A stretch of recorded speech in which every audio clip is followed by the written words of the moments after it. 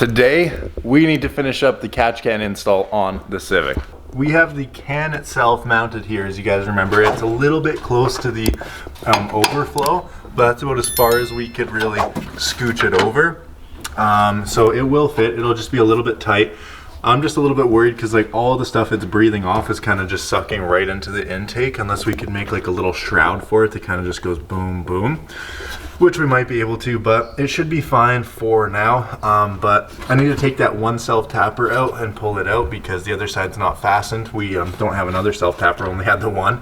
So I need to take it out, get the lines mounted from here to here. First thing though, I'm gonna leave it in and I'm gonna go to the bottom fitting, the furthest one away, and mock it up to the furthest one away to see how long the line needs to be. We'll cut the line and then we'll pull this out, fasten the lines to the fittings, tighten it up, and then screw this back in where it belongs.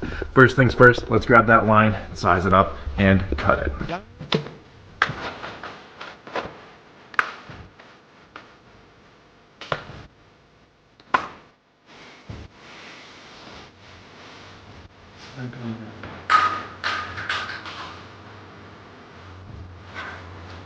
Okay, right about there is where we need to cut it. So let's tape this off and then we'll chop it. Now it's always in best practice to tape up your AN lines before you cut it, because if you can see, these cables are, or these hoses are braided, so they'll fray a bunch unless you tape it up.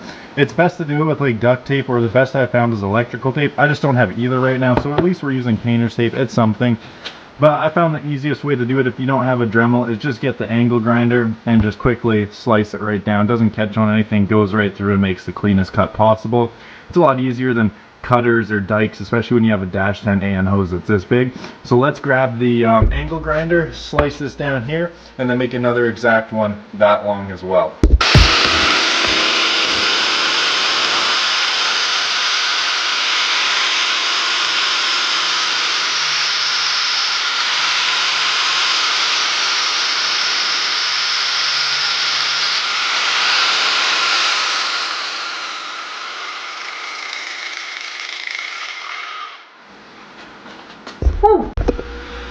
Okay boys, and here they are, my two hoses. As you can see, one's a little bit longer than the other, just because that's how the catch can works with the system. It's just a hair longer, but these are our two hoses. Now we have to put the fittings on these hoses, and away we go. So I got one done.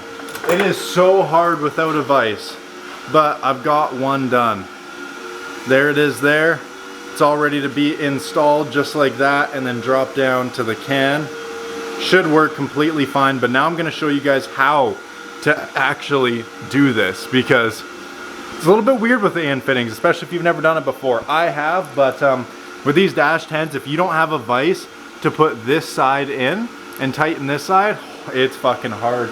Basically, I've got two adjustables, which you shouldn't use because these are tougher metal than these. You're actually supposed to use AN wrenches, but I got my fat one holding the bottom, and I got my top one, and I'm just cranking it down. It is super hard without a vise. AN lines you almost need a vise for, but this is how you do it. Almost put both of the same fittings on one line. Don't do that. So here's the fitting, and you just want to unthread this piece. This beveled piece here is what's going to be going on the hose, and this is what's going to be going on whatever you're putting it on that's not a hose. For me, this is going to the oil cap. But you take this all the way off, just like that. And then essentially what you do is you'll take this part and you'll put it down on the hose. So it'll be something like this. You basically shove that in there, and you can see maybe there's threads in there, and then there's also threads on this top part here. So you want it to go down the hose, and you want to push in and twist at the same time. I personally like to take the tape off here because it'll obviously get stuck up in there.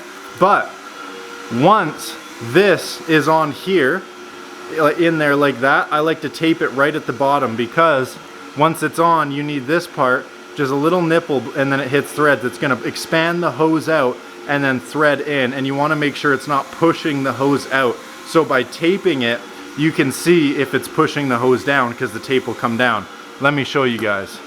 You really gotta reef on these big time.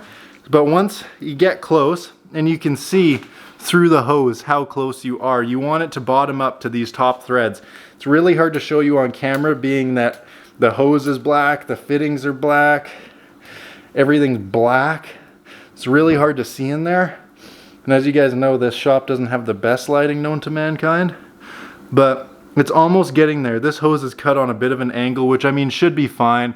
You really want a nice flush cut if you're putting high pressure gas, oil, coolant through this. There's nothing going to be high pressure about this. It's just a crankcase vent. Really crank this thing on there. And then once it starts to bottom out next to those, you can hardly see them. Once it starts to bottom out in there against those threads, then you want to go from there. Just make sure it's actually bottomed out, because you don't want this to fuck up. But then you'll take your fitting, drop it in there, and then start threading it shut. But this is where you'd want to lay that tape down. Get a piece of tape, not a huge one, and this is just a easy tip. But now that that's on there, you want to tape right around it. Even if you got to bend the tape a little bit, you want to make sure that the tape is right at the lip. So essentially, you can see there, it's all taped up. Now, when this piece drops in there and you start threading it in, which takes a lot of pressure, it's already hitting the hose and getting locked in there before it even hits threads. But now you can see if you start threading this down and your tape starts to move back and back, you're pushing the hose out. You got to restart. That's not what you want. So you can definitely, I like to hold the hose if you don't have a vise and push in while this hand is threading this and pushing the hands together. So just want to get it past the rubber and then start twisting best as you can until you fucking can't twist anymore, and then you double adjustable wrench it the fuck up. It gets so tight so fast. But as you can see, our tape hasn't really moved down, so that's a good sign. Then you're gonna want to get your adjustable, and this will scratch them up if you're not using AN wrenches, so don't yell at me in the comments that this is gonna scratch it up. I know. I don't have AN wrenches or a vise. And here we are. It's quite easy to get the first couple turns in with the wrenches. It is pushing the hose out just a little bit. That probably will happen, but just a hair is okay, unless you're having really high pressure stuff going through here. But there's actual like equipment that they make so you can throw AN lines in a vise without it getting scratched, and then you can tighten them from there. But as you can see, I'm just running this down, and I'll be back when this is done. I also have to do it with the two catch can sides on this side, and then we can install the hose, because the side that threads onto it is a free spinner. You see what I mean, boys? So as you can see, the tape's not coming out too much at all, maybe just a hair, but we're past the biting point and it's biting. So I'm going to finish this up, put the other two fittings for the catch can side on, and come back to you when both of these ends of the hose are fittinged up and we can go mount them in the car. So I have both the lines built with both the fittings. These two 45s go to the oil cap, and these go to the catch can. So we're going to first fit these on the catch can, put the catch can back in, and then tighten these to the oil cap. Naturally going to go to the bottom. I do need the hoses running out this side and up though, so I'm just going to hand tighten them both and then cinch them both down probably in the car, but it's going to go something along the lines of this here. Boom, there is our catch can with the lines on it. Now let's go put this back in the car and see where these lines fit up. We are almost done with the catch can install, and I mean really guys, how sick does this look? Huge black braided AN lines ripping to the valve cover. These things can look pretty sick. These lines were the biggest pain in the butt, is getting the hose actually connected, but once you're past there, you're done, bud. You're good. Okay, and now the catch can is mounted. Like, we still have just the one self-tapper. There's none on this side. We need to do that, but it is pretty solid. We got these two fittings absolutely cinched down best as possible, and we got two hoses wrapping right up around here to catch on that, just like this. And then the system is gonna finally be complete. It's actually super easy to get this now. You just need to undo this, pull the radiator up and to the right a bit, and then crawl from under the car, and you can actually thread both of them in with a screwdriver. You just need to remove a lot of stuff to be able to get the self-tapper in there with a drill. But once it's in, taking it out and replacing it or adding a new one is super, super easy. So I'm loving how the system's coming out. Just installed the radiator back into the feet, and I just put this little brace back on. Even though it doesn't really fit, it sits a little bit too tall and it's a bit weird. It'll work. I took the radiator overflow off. This needs to get paint stripped and painted black as well, but this will just go in like that. And then the overflow bottle sits just barely in between the can and the fan shroud. I might even get E-fans just because this fan is so big, but it does push a lot of air. So first things first, before I go ahead and tie it up, I want to put this back on and see how the overflow fits with both of them fully mounted back in place.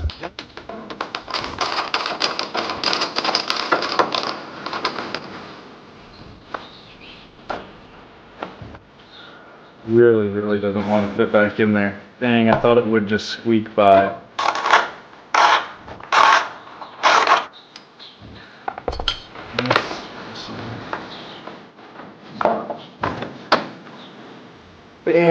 Barely fit, but then the radiators won't fit perfectly.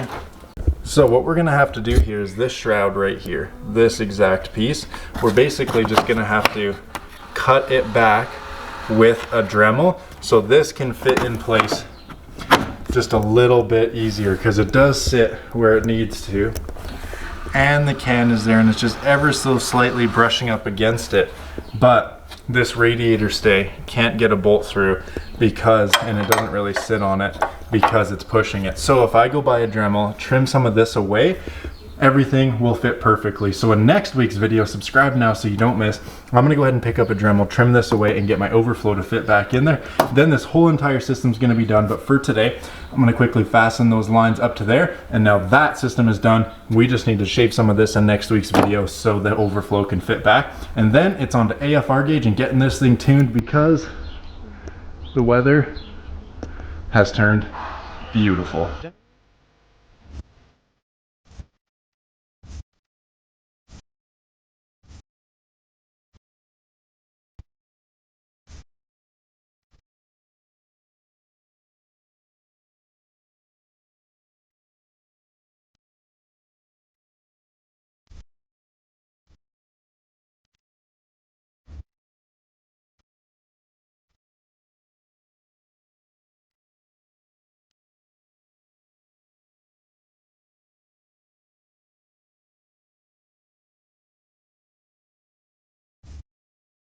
Okay, and now we're just gonna go ahead and take the filler cap off and retighten it at the base here with a socket and extension. Boom. Now that that is fully solid, go ahead and put the cap back on. And our catch can system is completed. And just like that, boys, she's done. Level 7 oil cap, Evil Energy -10 braided AN lines to an Evil Energy 750 ml catch can and breather can. Next video, we're gonna trim this shroud down so our overflow can fit, but that is the system. I do need -10 braided AN line cable ties, and I'd like to probably take my intake off and mount these below the intake so they're out of the way, but for now, that's looking spicy. We're gonna get black plug wires on, black filter, take off this purple, paint that purple and that purple, get all the purple off and the blue, and just tidy everything up. But that is the catch can system, baby. And with that being said, comment, like, and subscribe. We'll catch you guys in next week's video where we buy a Dremel, trim off that fan shroud so our overflow can fit, and then it's on to installing the AFR gauge and getting this thing tuned finally. So if any of that excites you, drop a subscribe right now, hit like, comment, share this with your friends, and we'll catch you guys next week. Until then, boys, peace out.